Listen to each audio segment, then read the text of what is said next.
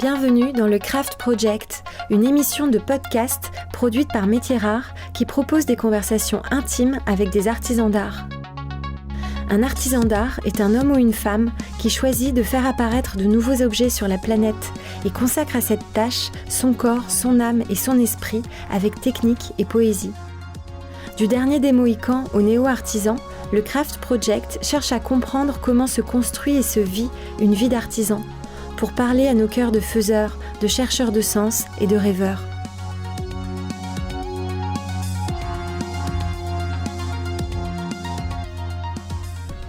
Je suis Raphaël Métiers Rares et aujourd'hui, j'interroge Laurent Gossaume.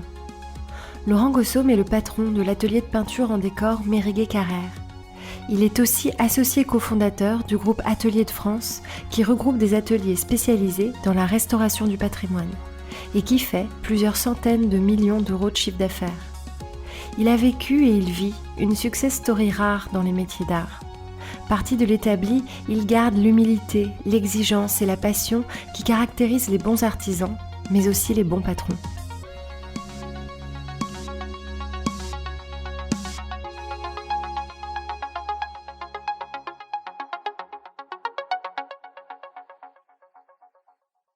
Bonjour Laurent Gossaume. Bonjour. Comment l'artisanat est entré dans votre vie ? Depuis tout début, puisque mon père était artisan. Donc pour moi, c'était très naturel. Artisan quoi ? Artisan peintre. Et j'ai toujours voulu faire ce métier. Pourquoi, je ne sais pas, mais j'ai toujours adoré. Et depuis l'âge de 6 ans, j'ai toujours été avec mon père sur les chantiers, le mercredi, le samedi. Toutes mes vacances, j'ai passé sur les chantiers avec mon père. Et mon père m'a appris le métier. Et voilà, j'ai toujours voulu faire ce métier de peintre. Mais c'était peintre en bâtiment, classique. Alors que là, à l'atelier Méréguet, c'est carrément un autre monde que je ne connaissais pas du tout et que je n'imaginais même pas. Il était à son compte, votre papa ? Il était dans une coopérative ouvrière. Donc ils étaient plusieurs peintres, une scope, comme ça se faisait. Et donc ils étaient plusieurs associés, mais tous ouvriers en même temps. Donc vous êtes entré dans l'artisanat par l'aspect bâtiment, assez technique, assez dur aussi. Oui, c'était vraiment le bâtiment. Mais bon, c'était aussi une autre époque, donc c'était quand même beaucoup plus facile qu'aujourd'hui. Pourquoi ? Qu'est-ce qui a changé de ce point de vue-là ? Avant, on avait un peu plus de temps, entre guillemets. En tout cas, surtout, les choses étaient beaucoup mieux organisées. Et chaque corps de métier faisait son travail les uns après les autres. Et ça, c'était vraiment un luxe qu'aujourd'hui, on est tous en même temps. Et ça, c'est... Ouais. Aujourd'hui, le peintre finit avant le menuisier. Ça devient n'importe quoi. Oui, c'est absurde. Ouais. Quand vous avez fait vos études, vous étiez un bon élève ? Alors, j'étais un élève moyen. En 5e au collège, un jour, on a eu un prof qui nous a demandé qu'est-ce qu'on voulait faire. Moi, j'ai dit que je voulais faire peintre. Et là, il s'est foutu de moi. Il m'a dit, mais peindre, c'est pas un objectif, c'est vraiment n'importe quoi. Et là, ça m'a déstabilisé pendant assez longtemps. Aujourd'hui, je serais content de le rencontrer. Mais arrêtez de casser mon suspense. Parce que pour l'instant, on est avec un petit garçon qui maintenant a 14 ans. Ouais. À quel moment vous avez mis les savoir-faire dans votre formation manuelle ? Après le collège, je suis allé faire un CAP de peintre en bâtiment. Un CAP, un BEP, après un BT. L'idée, c'était de reprendre l'entreprise de mon père. La coopérative ? La coopérative, voilà. D'accord. Ouais. Oui, donc la route était tracée depuis le départ. C'est ça, tout à fait. Et alors pourtant, cette route, elle s'est complètement envolée. Donc racontez-nous votre premier atelier. C'était qui votre premier patron ? C'était votre père ? Oui, moi, mon premier patron, c'était mon père. Mais mon vrai premier patron, c'est lorsque je suis arrivé dans l'entreprise de mon père pour l'idée de la reprendre. Et là, l'opportunité de pouvoir partir en stage dans une grosse entreprise parisienne pour pouvoir avoir plus d'ouverture, savoir vraiment quelles étaient les techniques modernes, parce que là-bas, c'était vraiment l'artisanat pour pouvoir développer l'entreprise. Mais quand j'ai vu comment ça se passait à Paris, moi, j'étais pas parisien. Vous étiez d'où ? Angerville, un petit village dans le sud de l'Essonne. Et quand j'ai vu tous ces gros chantiers, cette façon de faire parisienne, je me suis dit non, c'est pas pour moi. Reprendre l'entreprise de mon père, puis travailler avec son père, c'est pas évident. Donc je me suis dit non, je ne reprendrai pas l'entreprise et je veux rester dans cette entreprise parisienne et faire un autre métier. Essayer peut-être d'être un jour patron, mais déjà d'être dans les études. Donc je faisais les études de prix. Et là où j'étais pas mauvais, c'est dans cette entreprise, on estimait le temps à réaliser pour chaque tâche, pour pouvoir en déduire le déboursé du chantier.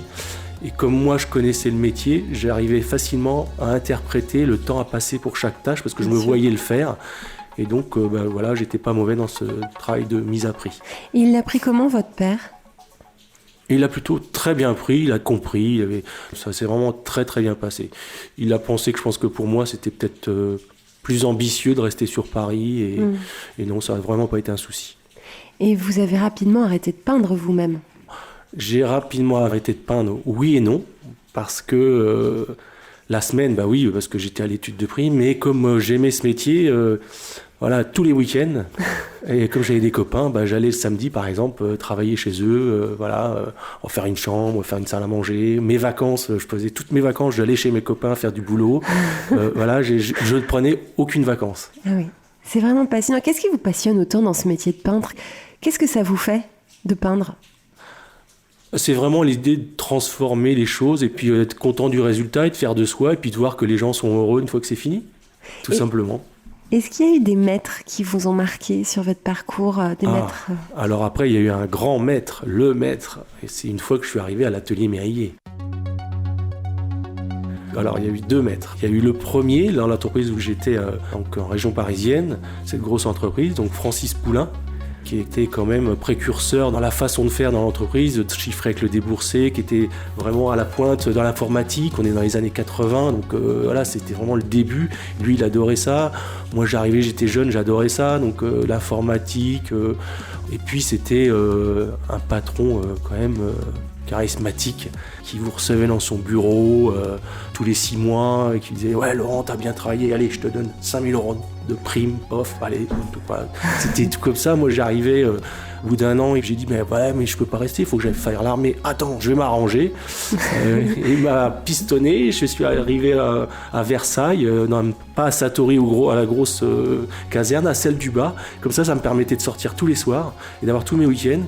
Et du coup, il m'avait donné un ordinateur pour que je travaille chez moi. Et donc, je continuais à faire des opérations clés, on appelait ça les déboursés des chantiers, malgré que j'étais à l'armée, et ils continuaient de me payer. Donc, pour moi, c'était top. J'avais 18 ans, j'étais à l'armée et je touchais ma paye, donc c'était formidable. C'était royal. Ouais, et lui, tout ça, c'était normal pour lui. C'était un homme qui était...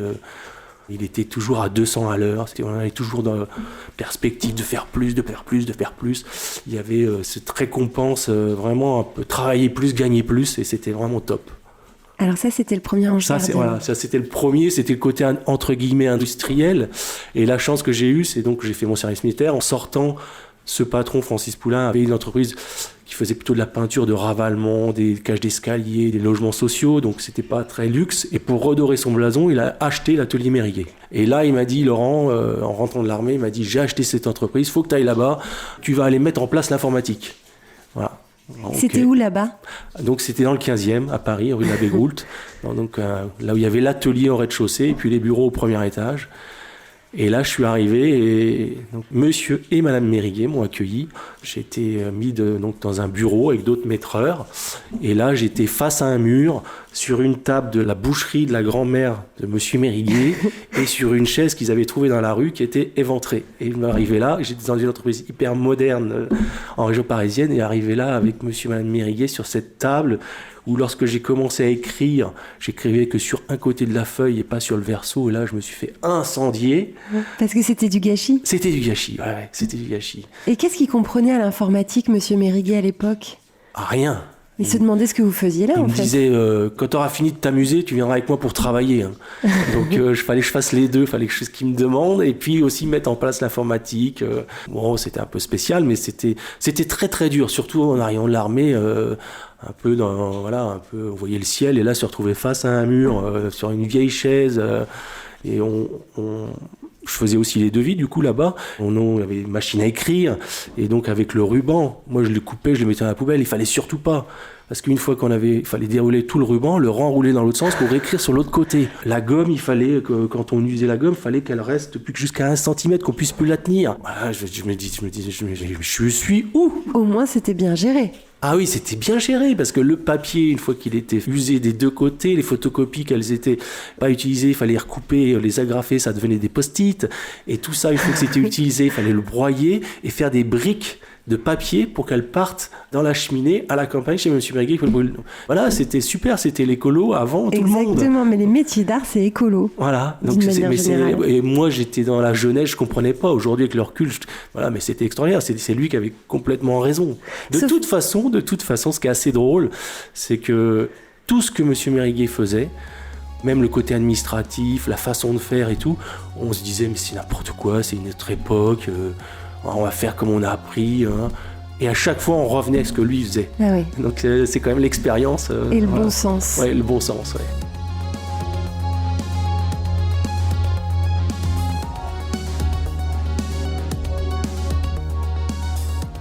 Donc sur le moment, ça devait pas être évident pour vous d'avoir l'impression un peu de revenir en arrière, peut-être ? Ah, complètement, ouais. Je me suis posé des questions à me dire, mais non, je peux pas rester là. Voilà, je me souviens de ça où j'avais écrit dans mon devis salle de bain. Et bain sans S, mais Madame Meriguet qui tapait les devis à la machine à écrire avec du papier carbone parce qu'elle n'était pas du tout à l'informatique, qui est venue me voir et qui m'a jeté dans la tête, mais physiquement, en disant mais alors, vous savez même pas écrire salle de bain, faute d'orthographe, c'est inadmissible. Ah ouais. Ok. Donc un accueil glacial. Ouais, très très dur, très très dur. Mais je sais qu'à la fin ils vous ont aimé. Qu'est-ce que vous avez fait pour qu'ils vous aiment ?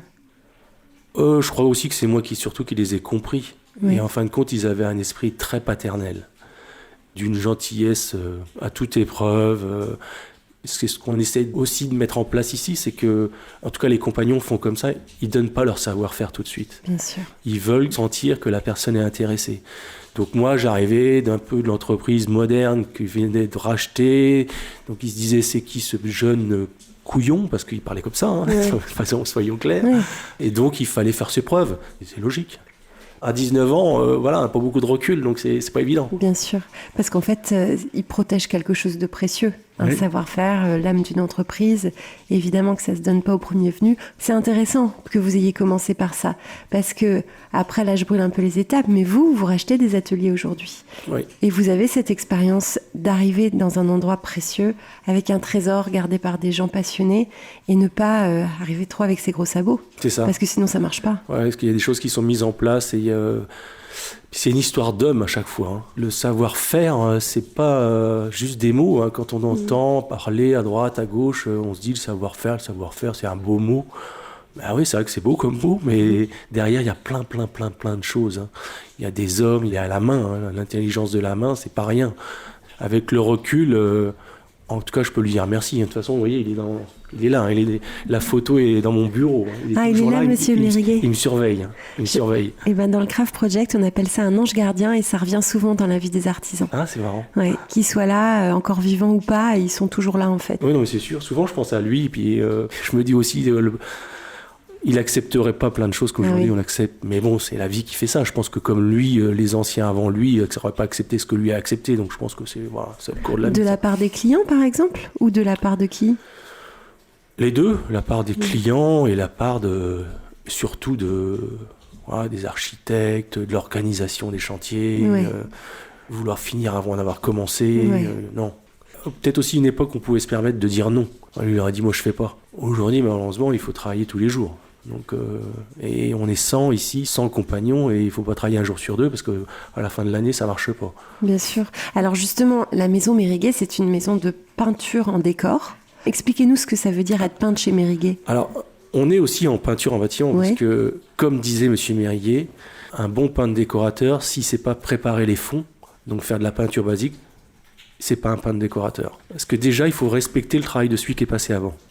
Pour moi, en bas, à l'atelier, que ça soit un peintre ou un peintre décorateur, moi, il n'y a pas de différence. Je veux dire, la qualité de l'homme et du travail, il est aussi important pour un peintre que pour un peintre décorateur. Même si, pour autant, quand on va visualiser le truc, on va plus voir le travail du décorateur que du peintre.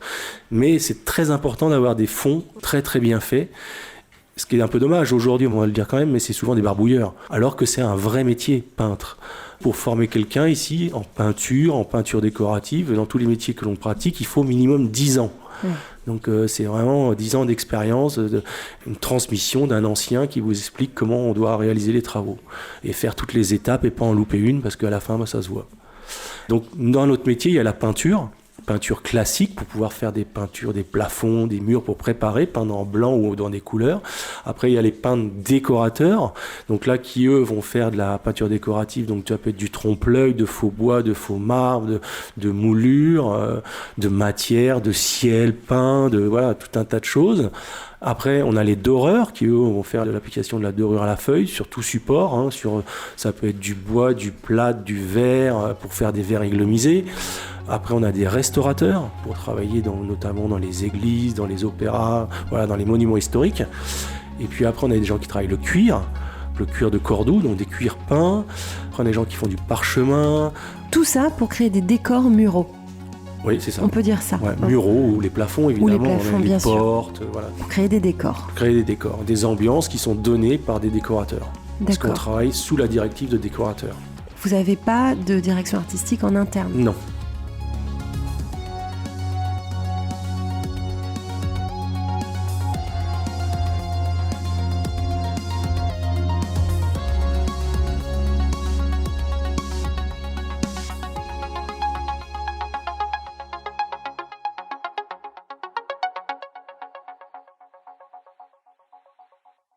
Alors comment vous êtes devenu patron de cette histoire-là? Parce que là, on vous a quitté sur votre chaise pourrie, sur un vieil établi de boucher. Ah oui, et là, moi, je vous vois à la tête d'une société qui fait 20 millions d'euros de chiffre d'affaires, 100 salariés. C'est ça. Vous êtes un des patrons importants dans le monde des métiers d'art. Vous faites partie d'un groupe majeur dans les métiers d'art qui s'appelle Mériguet Carrère. Vous êtes associé avec Antoine Courtois. Et ensemble, vous rachetez des ateliers et vous êtes un acteur important dans les métiers d'art. Alors, bon, on va essayer d'y aller par étapes, mais qu'est-ce qui s'est passé? Qu'est-ce qui s'est passé? C'est tout simple. Tout le parcours est simple. Il n'y avait pas de plan de carrière. Au bout de 10 ans, à travailler à l'atelier Mériguet, à la succession de Monsieur Mériguet, voilà, donner son entreprise et la suivre pendant 3 ans. Avec Antoine Courtois, on s'est super bien entendu avec Monsieur et Madame Mériguet. Madame Mériguet, donc l'atelier était au 84 rue de la Végroult et lui était au 74. Donc au bout de 3 ans, Madame Mériguet est rentrée chez elle, mais Monsieur Mériguet est resté parce que on s'entendait super bien. Donc il venait quand il voulait, même après 5-6 ans, il venait en bas à l'atelier, il était toujours chez lui. Nous on considérait qu'il était toujours chez lui, donc il arrivait, il engueulait les compagnons si ça n'allait pas. On s'entendait super bien. Ça nous permettait aussi de pouvoir partir en vacances au mois d'août. C'était lui qui venait nous remplacer au mois d'août. On travaillait notamment à l'Élysée. C'est très compliqué de rentrer à l'Élysée ou à Matignon. Et lui, il arrivait avec sa canne. Et là, on lui ouvrait le grand portail. On lui amenait un fauteuil dans la pièce. Donc, c'était assez drôle. Et il a continué comme ça, jusqu'au bout, à venir après de temps en temps. Et il s'est effacé petit à petit. Et après, on allait juste déjeuner chez lui pour prendre du bon temps. Et puis, il a fini par s'éteindre à l'âge de 84 ans. Ah oui, quelle belle vie d'artisan. Ah oui, et puis, quel bonheur, je pense, pour lui, de voir son entreprise transmise. Ouais, c'est ça. Je pense que ça, c'était vraiment quelque chose qui lui tenait à cœur. Et c'est pour ça qu'au départ, il a été dur. Parce qu'il avait eu une première expérience avec un autre associé de notre patron de l'entreprise parisienne qui s'était très très mal passé. C'est pour ça aussi que quand moi je suis arrivé, il a eu un peu peur, encore un jeune qui arrive de cette entreprise. Et il se méfiait. Ouais, il se méfiait. Voilà. Bien sûr. On a fait tous ces chantiers. Au bout de 10 ans, avec Antoine, on s'est dit c'est quand même un peu bizarre. On travaille comme des fous. Travailler tous les jours jusqu'à minimum 9 heures, mais ça pouvait aller jusqu'à minuit. Travailler le samedi, on venait peindre les bureaux le week-end, voilà. Donc on était vraiment à fond. Et au bout de 10 ans, on s'est dit, notre patron, donc Francis Poulain, en 10 ans, il nous a amené un chantier, c'était du tissu. Et on lui a dit, mais non monsieur, on fait pas de tissu. Donc on s'est dit, on va peut-être se mettre à notre compte. Et là, au même moment, dans le mois où on était en train d'en parler, il est venu nous voir en nous disant, si vous voulez, je vous vends l'entreprise en crédit vendeur. Alors pour nous, ça, c'était l'idéal, parce que du coup... Ça veut dire qu'il vous prête l'argent pour le racheter. C'est ça. Et vous le rachetez avec le chiffre d'affaires. C'est ça, avec le bénéfice. Oui. On avait 4 ans, et si une année on ne pouvait pas, on avait le droit à une 5e année supplémentaire.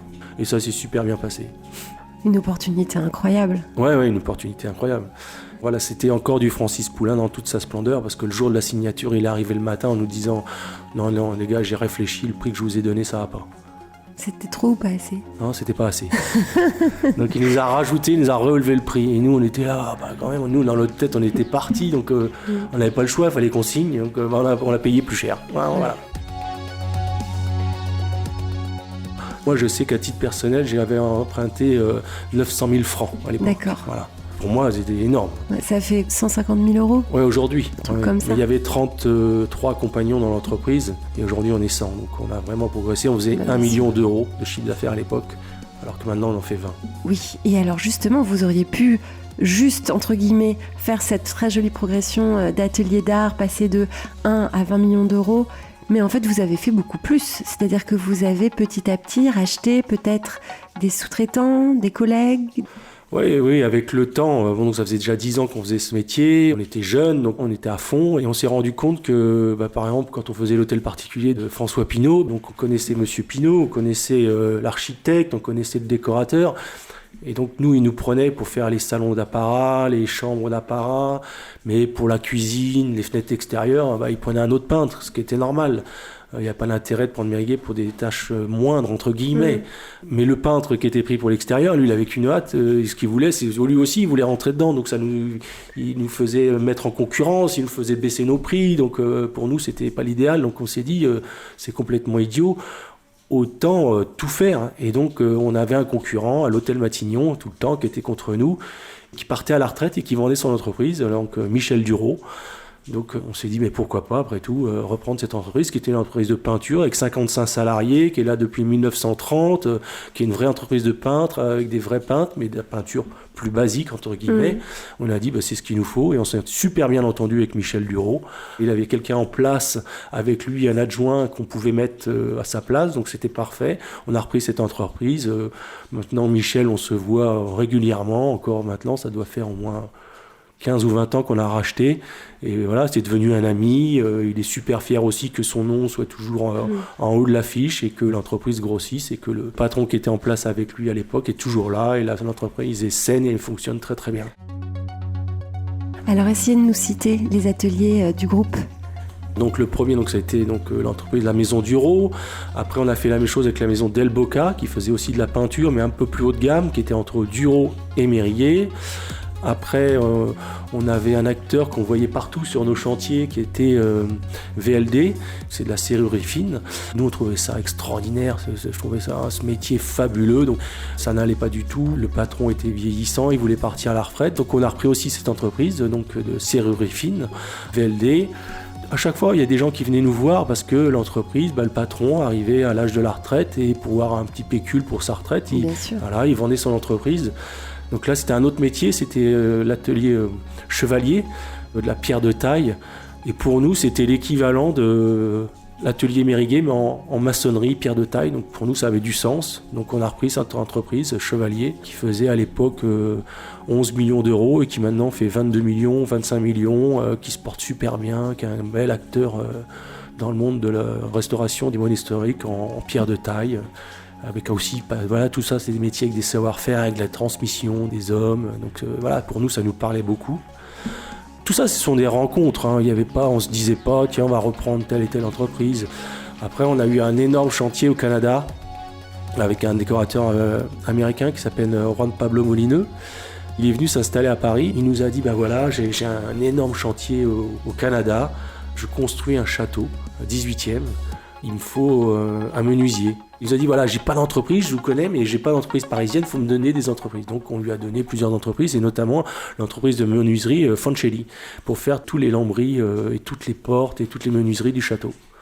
Donc on a travaillé avec Molineux, et on s'est rendu compte au bout d'un moment que malheureusement, elle essayait aussi de faire la peinture et la dorure. Donc là, on s'est dit, c'est quand même un peu bizarre. On lui amène ce décorateur, parce qu'on faisait d'autres chantiers aussi avec lui, et maintenant il essaye de nous piquer la peinture et la dorure. Donc on s'est dit, c'est complètement idiot.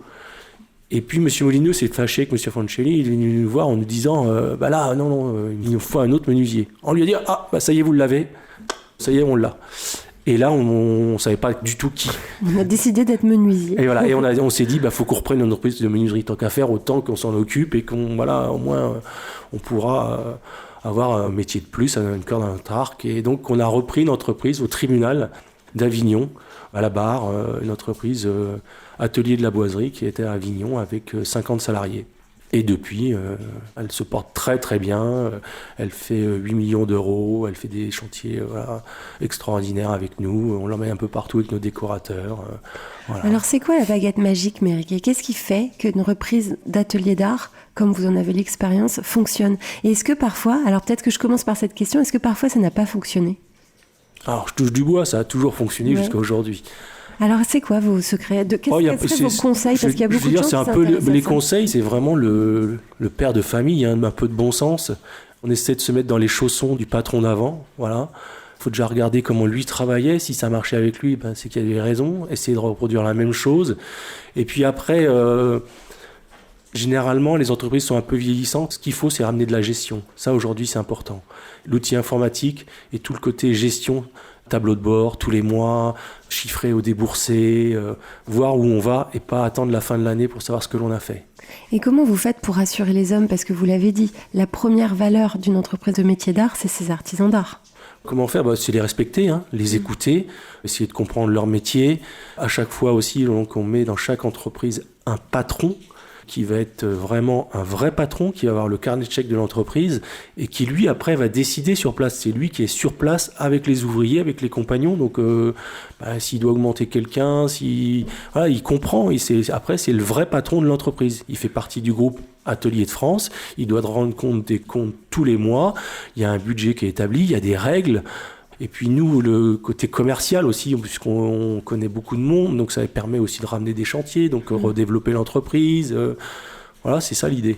C'est surtout beaucoup de bon sens. Et après, une chose, c'est quand même des métiers où il faut travailler. Ouais. Le patron, c'est pas juste un patron qui est derrière son bureau. Non, il faut aller sur les chantiers, il faut connaître le métier, il faut vraiment être sur place, comprendre. Ce qu'il faut comprendre, c'est que pour réussir, il faut être des entreprises de service.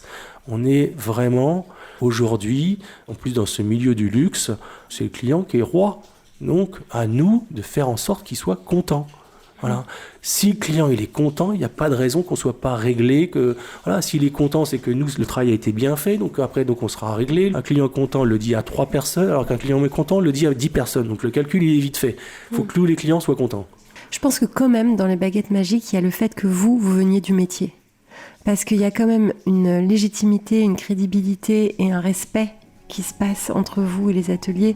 Oui, évidemment, parce que du coup, on est quand même dans cette bulle, on sait de quoi on parle, on connaît tous les interlocuteurs, donc que ça soit en peinture ou que ça soit en menuiserie, par exemple, je veux dire, le problème c'est toujours le même, il faut répondre aux attentes du client, il ne faut pas laisser le mail pendant 15 jours dans la bannette, il faut que le client sente qu'on s'occupe de lui, tout simplement. Et on ne peut pas dire à un client « Maintenant, je suis débordé, j'ai un autre chantier ». Mais il s'en fout, le client. C'est le client. On a un client, on s'en occupe. Après, on passe à l'autre. Et alors, est-ce que vous peignez encore, vous, parfois ? Vous continuez à aller chez les copains ? Alors, je ne vais plus chez les copains, mais tous les week-ends, chez moi, je peins. C'est vrai ? Ouais. Ma femme me fait faire beaucoup d'entretiens. Donc, oui, je travaille toujours. Ça doit être nickel chez vous. Ah oui, parce que quand même, avec l'atelier Méringuet, maintenant, j'ai appris quelques petits trucs aussi, quand même. Là. Et justement, vous faites du décor aussi, vous-même, maintenant ? Très peu. C'est pas le style que j'ai fait chez moi, tout simplement, mais je pourrais.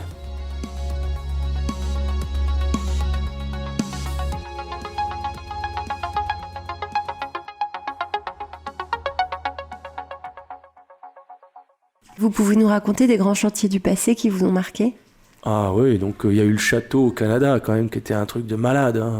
Quand même, la petite histoire, que c'était quand même Paul Desmarais, un client extraordinaire, monsieur et madame Desmarais, des gens vraiment formidables, qui nous ont pris pour faire ce château. Ce château, c'est quand même l'histoire, il nous raconte qu'il allait à la pêche dans ce domaine. Un jour, il y a un incendie, l'assurance l'appelle en lui disant « Monsieur Desmarais, il y a un problème. » Je dis « Non, mais attendez, c'est pas chez moi je suis locataire. » « Non, monsieur, c'est chez vous. »« Ah, c'était chez moi. » Ah oui, formidable, superficie du domaine, 10 fois la Belgique. Mais non. Donc voilà, donc plutôt très sympa. Donc là, il a construit un château avec Juan Pablo Lumineux, et Juan Pablo lui dit, pour tout le château, on va faire toutes les portes, on va les faire en faux bois, acajou, bois de rose et or. Et là, Paul Desmarais regarde et dit, mais attends, ça va pas ou quoi ? J'ai les moyens de me payer des portes en vrai bois. Molineux lui dit, je vais te faire une porte en échantillon en vrai bois, une porte en faux bois. 3 mois se passent et Paul Desmarais vient chez nous à l'atelier. Il y a les 2 portes dans l'atelier. Il arrive là avec sa canne, avec ce gros coun en haut de la canne. Là, et avec sa canne, il fait « Cette porte-là, j'en veux même pas pour mon cercueil. » Et c'était la porte en vrai. Ce qui est un peu drôle, qui est un peu dingue quand même. Mais parce que justement, avec le décor, on peut donner l'illusion du temps. Nous, le bois de rose, on peut avoir l'impression qu'il est là depuis 2 siècles, qu'il a pris la lumière, qu'il a été ciré plusieurs fois. C'est ça l'idée du trompe-l'œil. Et puis après, il y a aussi l'effet de... Quand on prend le temps et qu'on fait bien les choses, et nous, c'est ce qu'on essaie de faire ici, bah voilà, il y a faux bois et faux bois. Après, là, il y a du faux bois, vous pouvez regarder de près, puis vous vous dites c'est du vrai. Voilà, donc c'est un travail énorme. Donc ça, c'était un super chantier, client extraordinaire. Voilà, il y avait 100 personnes sur le chantier, à Pâques, à Noël. Ils étaient tous réunis dans une salle avec monsieur et madame à dîner. Chacun avait un cadeau dans son assiette. Donc pour les gars, c'est des vrais souvenirs. Le week-end, l'hiver, ils avaient le droit à des motoneiges.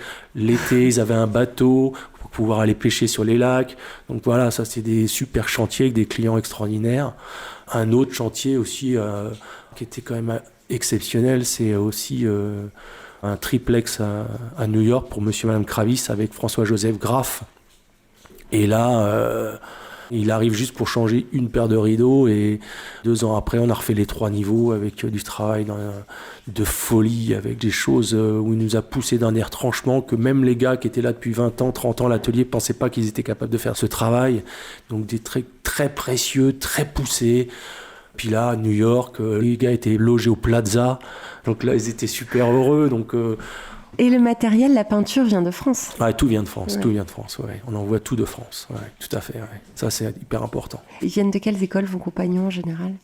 Ils sont formés comment? C'est marrant parce que je ne fais pas attention à ça. Ah oui? Non, pas du tout. C'est moi qui recrute le personnel ici. Quand je recrute quelqu'un, je ne demande pas son CV, je ne demande pas son book, je veux juste qu'il me parle. Moi, ce que je veux, c'est juste qu'il ait l'amour du métier.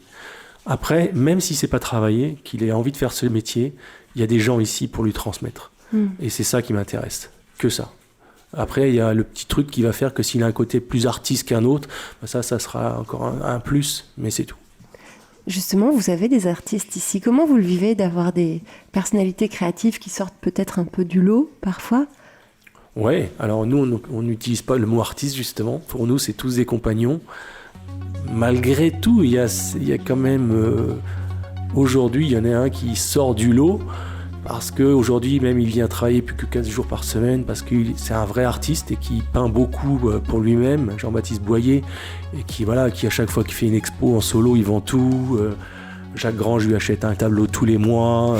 Donc voilà, lui, c'est vraiment un gars qui sort de l'ordinaire. Voilà, je pense qu'un jour, il arrêtera de travailler chez Mériguet. Aujourd'hui, il me dit qu'il a besoin de travailler ici parce que ça lui vide la tête, que s'il travaillait tous les jours chez lui et sur ses tableaux, il n'en ferait pas plus. Donc, et moi, je suis très content de l'avoir, parce qu'il est extraordinaire. Mais autrement, tous les autres sont... Ouais, c'est quand même des artistes, mais il ne faut pas leur dire. Non, mais on le sait, nous, qu'un artisan d'art, c'est toujours quelque part. Ouais, il y a toujours une fibre. Une vraie créativité. C'est ça. Ouais. On aime ça aussi à l'atelier, parce que nous, on a... Ici, au Parc Royal, on a l'atelier, mais parce que 80% des gars sont sur les chantiers. Ouais.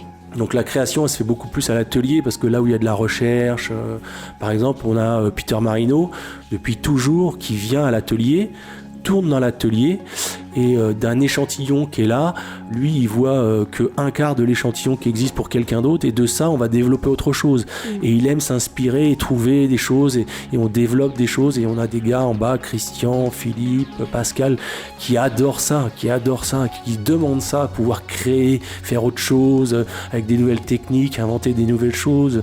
Et ce qui est formidable, c'est qu'ils ont le savoir-faire des choses anciennes, et puis avec des choses modernes de maintenant, pouvoir interpréter des choses, et créer des nouvelles choses, ça c'est top. C'est génial. Alors justement, on n'a pas parlé de ça, mais on est dans un atelier dans le 3e arrondissement de Paris. C'est un hôtel particulier, c'est ça? Oui, l'hôtel de Croisille. L'hôtel de Croisille, c'est un endroit assez magique, les ateliers Mériguet. Ouais, c'est vrai que c'est magique. On dit toujours que...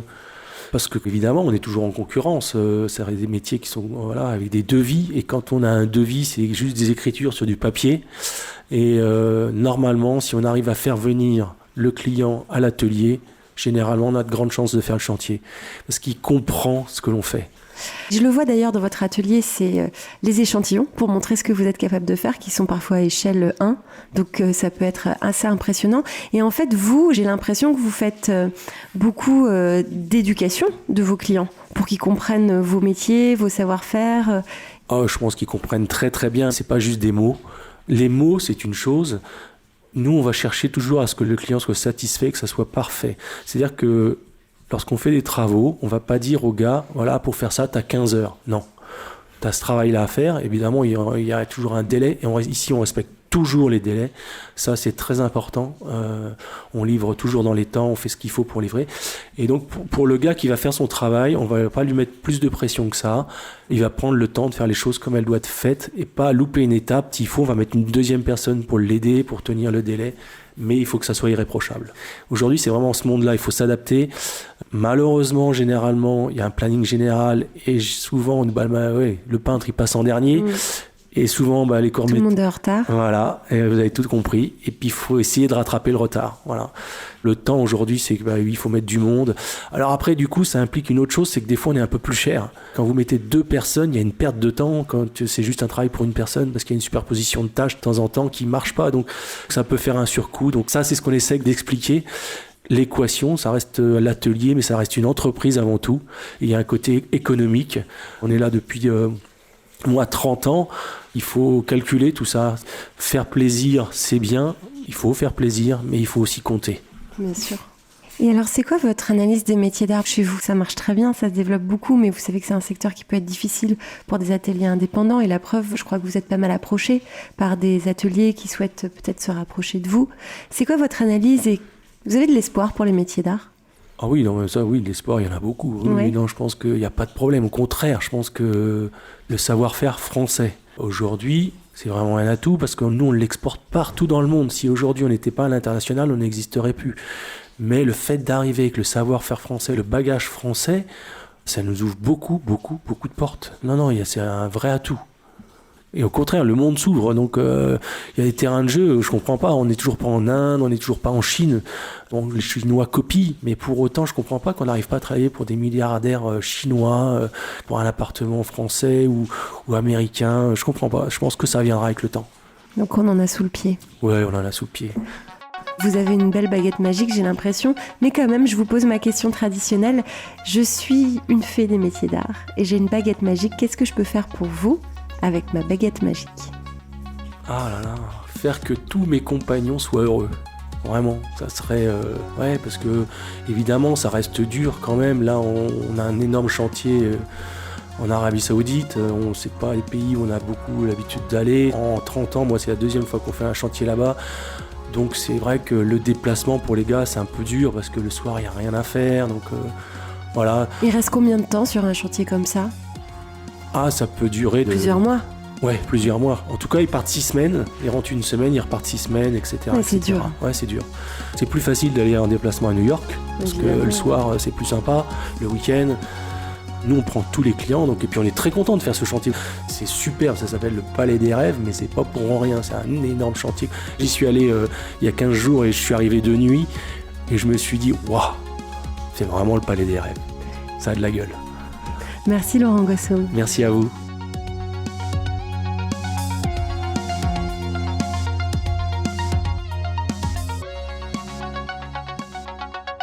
Métiers Rares est un studio de craft thinking. Le jour, Métiers Rares imagine et bâtit des ponts entre les métiers d'art et les marques. La nuit, Métiers Rares produit des podcasts qui célèbrent l'excellence et la créativité des humains. Si vous avez aimé ce podcast, dites-le nous avec 5 étoiles. Abonnez-vous, parlez de nous. Suivez-nous sur Instagram @métiersrares. Suivez-moi sur Instagram @RaphaëlMétiersRares. Cet épisode du Craft Project a été copiloté par Pierre Salagnac. La signature musicale a été créée par Velvet Stairs. Je remercie Philippe Calvérac pour le montage minutieux et le mixage exigeant.